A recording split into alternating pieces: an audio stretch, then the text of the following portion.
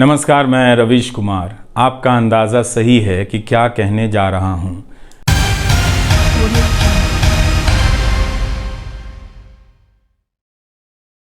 लेकिन गुजारिश है कि जो भी कह रहा हूं उसे धीरज के साथ सुनिएगा।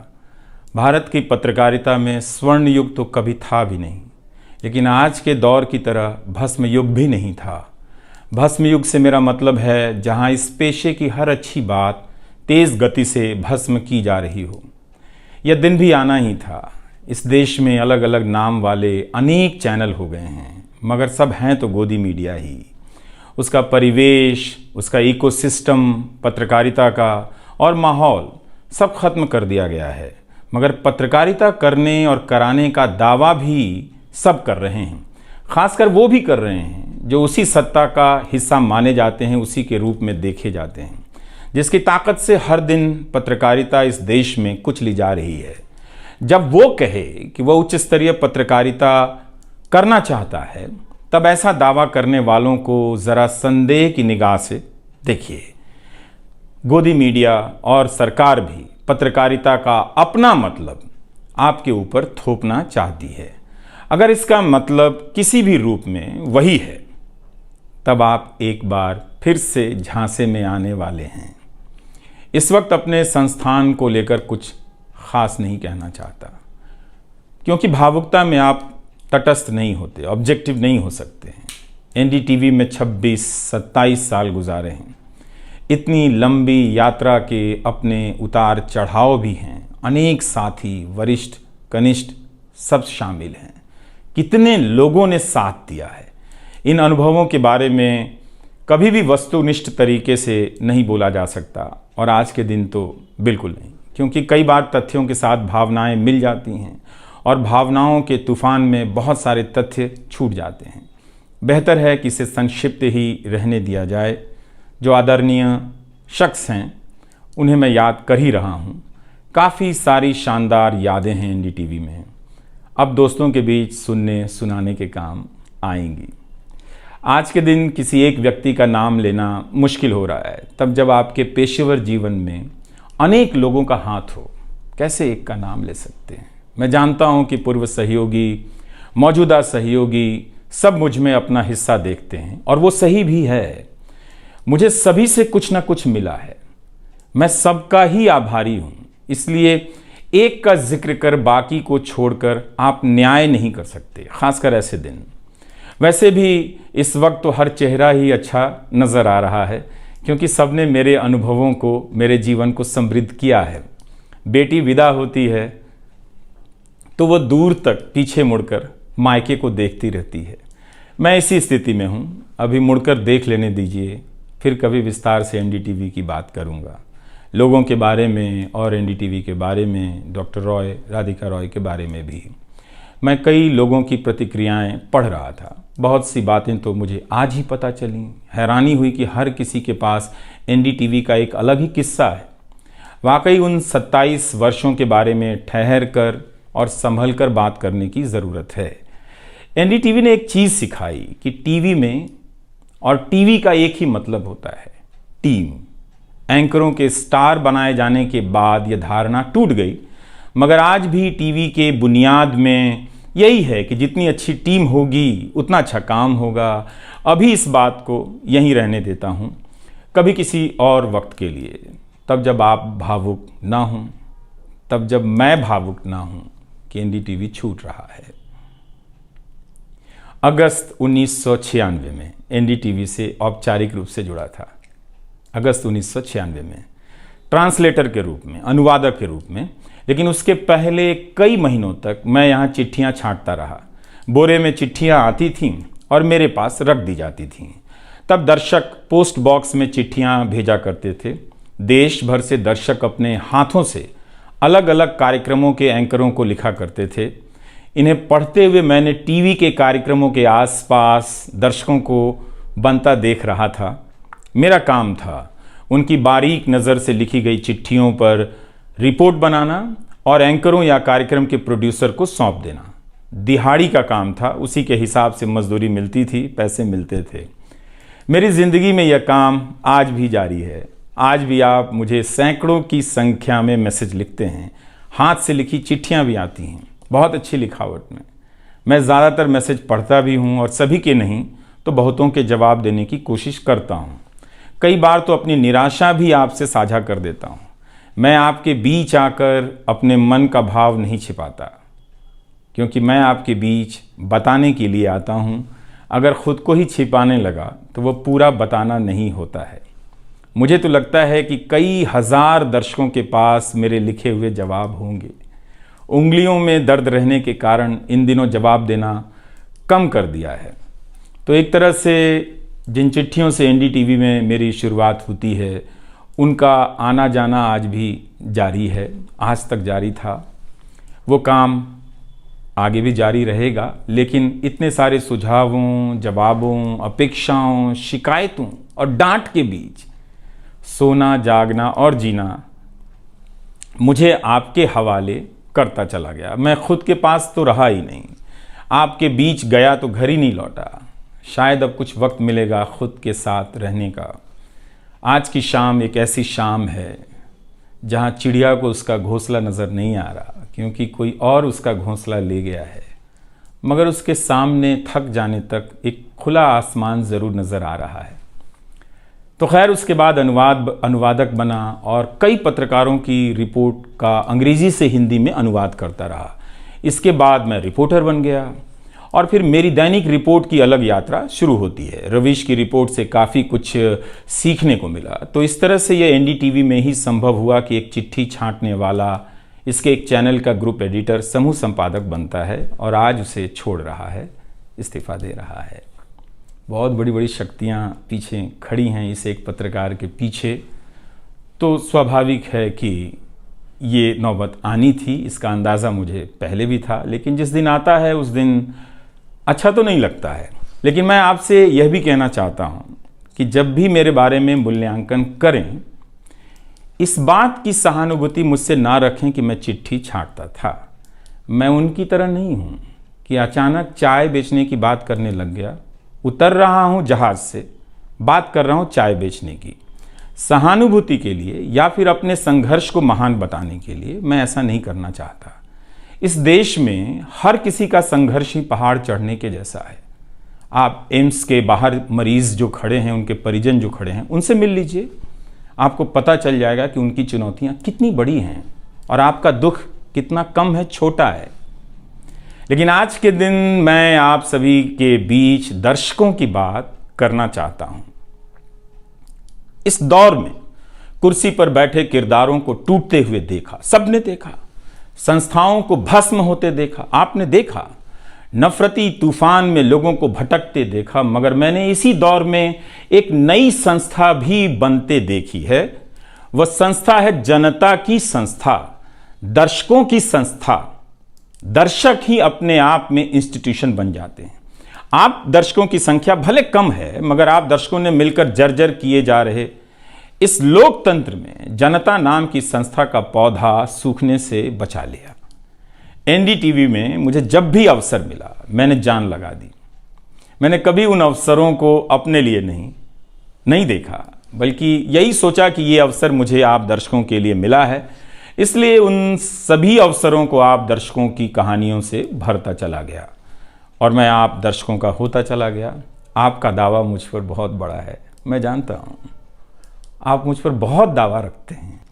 मेरे आसपास आप दर्शकों की वजह से एक न्यूज़ रूम बन गया था, पब्लिक न्यूज़ रूम, जो दफ्तर के भीतर नहीं, आपके घरों में था, आपके दिमाग में था। दुनिया भर में फैले कितने दर्शकों ने आगे आकर मेरी मदद की है। आपने कभी मुझसे पैसे भी नहीं मांगे, कभी एहसान तक नहीं जताया। विदेशों में मेरे लिए वीडियो रिकॉर्ड किया, रिसर्च किया। मेरा हर कार्यक्रम किसी न किसी दर्शक के सहयोग का उदाहरण है। आप दर्शकों ने मेरी जानकारियों को दुरुस्त किया है, गलती की है तो डांटा भी है और काफ़ी कुछ उसमें जोड़ भी दिया है। कई सारे एक्सपर्ट, कई सारे छात्र, कई सारे प्रवासी भारतीय, स्थानीय भारतीय दर्शक बनने के साथ साथ मेरा साथ दे रहे थे और पत्रकार भी बन रहे थे और इस पेशे के एक छोटे से द्वीप को बचा रहे थे। इस प्रक्रिया को बिखरते देखना, दर्शकों के बनने की प्रक्रिया को बिखरते देखना और फिर से बनते देखना बहुत सुखद अनुभव रहा। आप दर्शकों में से कईयों ने मेरे लिए अलग अलग भाषाओं से अनुवाद तक कर दिया। संसाधनों की हमेशा मेरे पास कमी रही, मगर आप सभी ने मिलकर पूरी कर दी, सिर्फ इसलिए कि प्राइम टाइम में जो भी जाए ठीक से जाए। वो मेरा नहीं, आपका प्राइम टाइम था। कभी खराब शो कर दिया तो आपने अपनी निराशा बताने में कोई संकोच नहीं की। आप वाकई लाजवाब हैं। दर्शक ही मेरे नियमित संपादक हैं, निरंतर संपादक हैं आप दर्शक मेरे। मैं अक्सर कहता हूं कि एक पेड़ में कई बारिशों का पानी होता है। आपके जैसे दर्शकों के होने में ही किसी रवीश कुमार का होना है। आप हर मौसम में बरसात बनकर आ जाते हैं, सूखते पेड़ों को हरा करने आ जाते हैं। आज आपकी बदौलत यूट्यूब पर, ट्विटर पर कितने ही पत्रकार खड़े हो गए। आप उन सभी के पीछे खड़े हैं। आज कई वेबसाइट हैं जिन्हें आप सब्सक्रिप्शन के बहाने आर्थिक मदद देते हैं। जब लोकतंत्र में एक भी संस्था नजर नहीं आ रही थी, अदालतें कमजोर नजर आ रही थीं, आ रही हैं, आप दर्शक नजर आ रहे थे। आज के दौर में आप ही पत्रकारिता के सबसे बड़े संस्थान हैं। पत्रकारिता अब संस्थानों में नहीं बची है, आप जैसे दर्शकों के बीच बची हुई है, जिनकी मदद से आज पत्रकार सवाल पूछ रहे हैं। यही आपका इस वक्त में सबसे बड़ा योगदान है। हो सकता है कि कोई जनता की आवाज को पूरी तरह कुचल दे, उसकी आवाज पर धार्मिक नफरतों की आंधी धूल को भर दे, ढक दे, लोकतंत्र को मिटा दे, मगर आप दर्शकों का होना हौसला देता है कि लोकतंत्र भले खत्म हो जाए, मगर उसकी चाहत कभी खत्म नहीं होगी, क्योंकि आप जैसे दर्शक अपनी जवाबदेही को, जिम्मेदारियों को बहुत खूब समझते हैं। इस मुश्किल वक्त में आपने एक पत्रकार पर भरोसा किया, उसे कितना प्यार दिया। कई बुजुर्ग माओं ने मेरे बाल सहला दिए, गाल छू लिए, तो किसी ने मेरे गमले में गुलाब के फूल लगा दिए, किसी ने चने का सत्तू भेज दिया कि मेरी सेहत ना खराब हो, किसी ने शहद भेज दी, किसी ने धूप में खड़े देखा तो सर पर गमछा तान दिया और छाता खोल दिया, किसी ने जेब में कलम रख दी, महंगी कलम। आज के दिन मैं एनडीटीवी से ज़्यादा आप दर्शकों को याद करना चाहता हूँ। आपके बिना मैं कुछ नहीं कर पाता। मुझे आप दर्शकों पर नाज है। कई बार लगता है कि मैं संस्था का कम, आप दर्शकों का प्रतिनिधि ज़्यादा हूँ। मुझे काम करने की आज़ादी मिली संस्था में, निर्बाध आज़ादी, और उस आज़ादी को मैंने हमेशा संभाल कर रखा, क्योंकि आपकी तेज़ नज़र मुझ पर थी। खुद को काफ़ी संभाला कि कुछ गलती ना आ जाए, कुछ मुझसे चूक ना हो और मुझ में अहंकार ना आ जाए और बदले में आज़ादी चली जाए। मेरे आगे दुनिया बदलती रही, मगर टेस्ट मैच के खिलाड़ी की तरह पिच पर टिका रहा। पर अब किसी ने मैच ही ख़त्म कर दिया है, उसे T20 में बदल दिया है। जनता को चवन्नी समझने वाले जगत सेठ हर देश में हैं, इस देश में भी हैं। अगर वो दावा करें कि आप तक सही सूचनाएं पहुंचाना चाहते हैं, तो इसका मतलब है कि डॉलर अपनी जेब में रखकर आपकी जेब में चवन्नी डालना चाहते हैं। पत्रकार एक खबर लिख दे तो जगत सेठ मुकदमा कर देते हैं और फिर सत्संग में आकर प्रवचन भी देते हैं कि वे पत्रकारिता का भला चाहते हैं। आप दर्शक इतना तो अपना भला समझते होंगे। इसलिए आज मैं अपने संस्थान से ज़्यादा आप दर्शकों को याद करना चाहता हूं। मुझे हमेशा लगता था कि हिंदी का पत्रकार छत क्यों नहीं छुपाता है। ऐसा क्यों है? हिंदी पत्रकारिता के कई श्रेष्ठ संपादकों, पत्रकारों के कार्यों पर निगाह रहती थी। उनकी गहराई हैरान करती थी। फिर भी लगता था कि उनकी बात जमाने तक ठीक से नहीं पहुंची, पेशे के भीतर उन्हें उनकी जगह नहीं दी गई। पत्रकारिता का मतलब अंग्रेजी का पत्रकार होना हो गया। इसके कुछ ठोस कारण भी हैं, उनमें विस्तार से जाने का समय नहीं है, लेकिन तब भी हिंदी के जुझारू पत्रकार आसमान क्यों नहीं छू सकते हैं, यह बात कचोटती रही। इन सब बातों ने मेरे व्यवहार में काफ़ी बदलाव कर दिए। भाषा को संयमित किया, मर्यादित किया, ताकि हिंदी का प्रभाव कम ना हो। बहुत सजगता से अपना काम इस तरह से किया कि लोगों को, देश के किसी भी हिस्से के लोगों को मेरी हिंदी से प्यार हो जाए। मेरी मातृभाषा हिंदी नहीं है, भोजपुरी है। भोजपुरी गांव है मेरे लिए। हिंदी मेरे लिए भाषा का वो शहर है, पहला शहर जहां मैं गांव से शहर आया था। लेकिन मुझे भारत के हर राज्य के दर्शकों से प्यार मिला है। हिंदी प्रदेशों की कुंठित राजनीति ने हिंदी को हथियार बना दिया। इससे हुआ कुछ नहीं, हिंदी को लेकर कुंठाएं ही बढ़ती चली गईं, किसी का भला नहीं हुआ। मैं उन सभी गैर हिंदी भाषी पत्रकारों, सामाजिक कार्यकर्ताओं, विद्वानों का शुक्रिया अदा करना चाहता हूं, जिन्होंने मेरी हिंदी को समृद्ध किया, जिन्होंने मेरे लिखे हुए का अपनी भाषा में अनुवाद किया और अपनी भाषा में लिखी हुई जानकारियों का मेरे लिए अनुवाद कर दिया मुफ्त में। कई बार लगता था कि अलग अलग डिब्बे जुड़ते जा रहे हैं और रेल बनती जा रही है। उर्दू, मलयालम, तमिल, कन्नड़ा, पंजाबी, गुजराती, मारवाड़ी, बंगाली, मराठी भाषा के पत्रकारों ने कितना कुछ जोड़ा है। यह बात कहीं हिंदी बनाम अंग्रेजी की तरफ ना मुड़ जाए, इसलिए कहना ज़रूरी है कि अंग्रेजी भाषा में लिखने वाले विद्वानों और पत्रकारों ने मेरी खुलकर मदद की है, मेरे साथ बराबरी का व्यवहार किया। जो नहीं कर सके, ऐसे हैं, उनका क्या हिसाब करना, उनका क्या रोना, मगर जो बराबरी के साथ पेश आते रहे, उनका आभार व्यक्त करना चाहिए। उन सभी ने अपना श्रेष्ठ मुझसे साझा किया, किताबें दी, अवसर बताए, मेरे लेख का अनुवाद तक कर दिया, ज़्यादा लोगों तक पहुंचा दिया। मेरे जीवन में इतिहास के मेरे शिक्षकों का बहुत योगदान है। मेरे शिक्षक मेरी जान हैं। मैं चाहता हूं कि आप मेरे ज़रिए मेरे पीछे खड़े अनगिनत लोगों के बारे में जानें, उन्हें भी देखें। और दोस्तों को कौन भूल सकता है, बहुत अच्छे अच्छे दोस्त मिले, कम मिले लेकिन मिले। आप जनता के बीच जाने के तमाम अवसर मेरे लिए बहुत ख़ास हैं।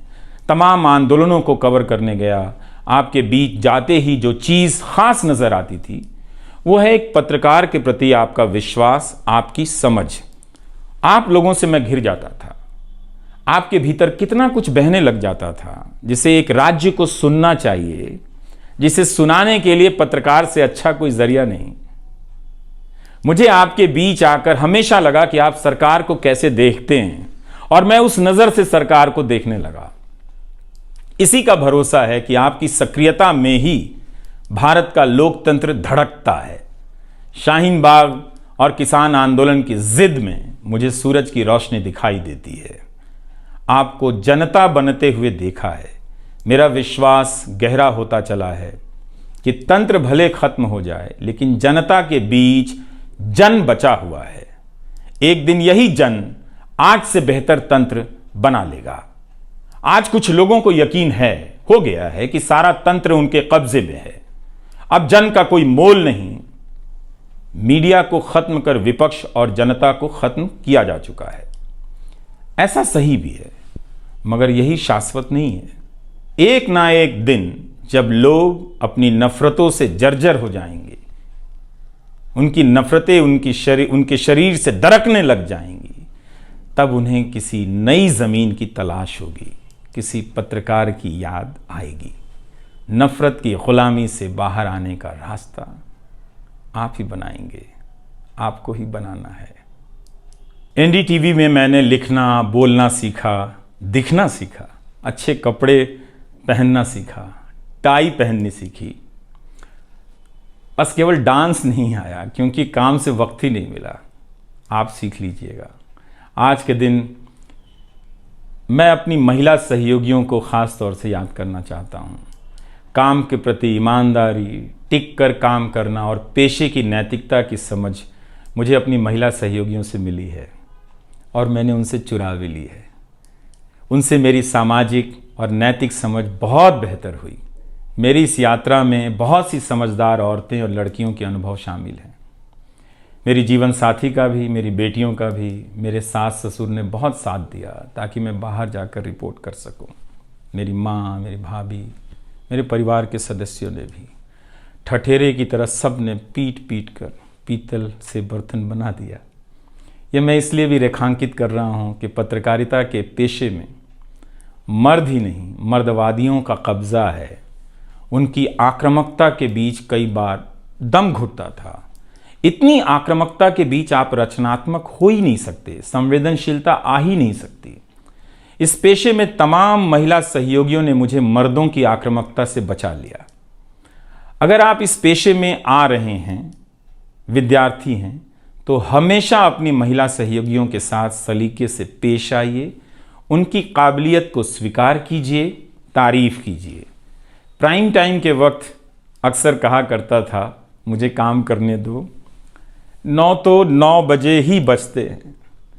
सुबह उठते ही मेरे दिमाग में रात के 9 बजने लग जाते थे। मैं टाइप करने लग जाता था, रोज़ 5000, 6000, 7000 शब्दों की टाइपिंग।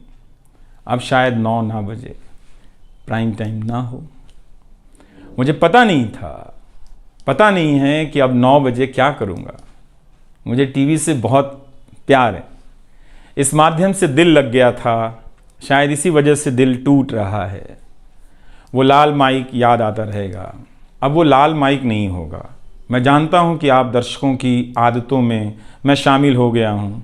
आप काफ़ी तकलीफ़ में थे कि मेरा क्या होगा, मैं क्या करूँगा, मैं प्राइम टाइम क्यों नहीं कर रहा हूँ। मुझे लगा कि चुपचाप किनारे हो जाना चाहिए। धीरे धीरे मेरे नहीं होने की आदत आपको डाल देनी चाहिए।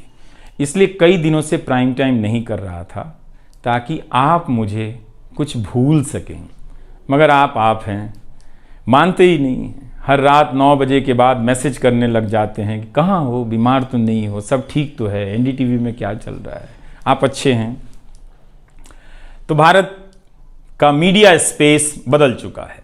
उन हज़ारों युवाओं की सोचिए जो पढ़ाई पत्रकारिता की कर रहे हैं, लाखों रुपए लगा रहे हैं, मगर उन्हें काम दलाली का करना पड़ेगा।